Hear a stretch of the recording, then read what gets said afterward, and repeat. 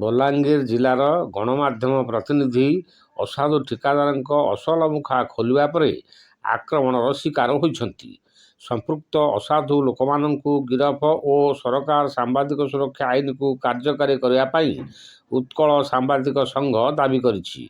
ଜଗତସିଂହପୁର ଜିଲ୍ଲା ଶାଖା ସଭାପତି ମନୋଜ କୁମାର ଦାସଙ୍କ ନେତୃତ୍ୱରେ ଏନେଇ ସମସ୍ତ ସଦସ୍ୟ ଉପଜିଲ୍ଲାପାଳଙ୍କୁ ଭେଟି ଏକ ଦାବିପତ୍ର ପ୍ରଦାନ କରିଛନ୍ତି।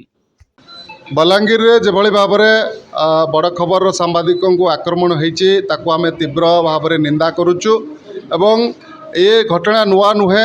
ରାଜ୍ୟରେ ତଥା ଦେଶରେ ବିଭିନ୍ନ ସ୍ଥାନରେ ସାମ୍ବାଦିକମାନଙ୍କ ଉପରେ ବିଭିନ୍ନ ସମୟରେ ଆକ୍ରମଣ ବୃଦ୍ଧି ପାଉଛି।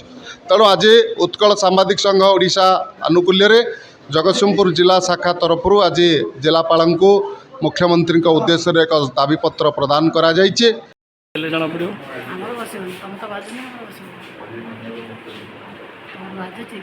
ଏବଂ ସାମ୍ବାଦିକ ବନ୍ଧୁମାନେ ଆଜି ବର୍ଷା ସତ୍ତ୍ୱେ ମଧ୍ୟ ଉପସ୍ଥିତ ରହିକରି ଦାବିପତ୍ର ପ୍ରଦାନ କରିଛନ୍ତି। ଜିଲ୍ଲାପାଳଙ୍କ ଅନୁପସ୍ଥିତରେ ଉପଜିଲ୍ଲାପାଳଙ୍କୁ ପ୍ରଦାନ କରିଛୁ ଏବଂ ଦାବି ରହୁଛି ଅଭିଯୁକ୍ତ ଯେ ରହିଛନ୍ତି ଏବଂ ମୁଖ୍ୟ ଅଭିଯୁକ୍ତକୁ ତୁରନ୍ତ ଗିରଫ କରାଯାଉ।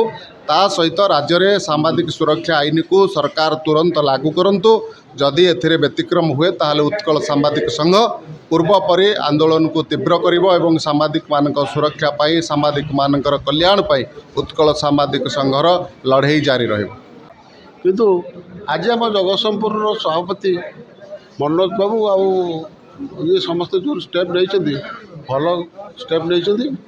ଆଗାମୀ ଦିନରେ ଏହାକୁ ଠିକ୍ ଜବାବ ଦିଆଯିବ। ସାମ୍ବାଦିକ ତରଫରୁ ବିଭିନ୍ନ ପ୍ରକାର କାର୍ଯ୍ୟକ୍ରମ ଅନୁଷ୍ଠିତ ହେବ।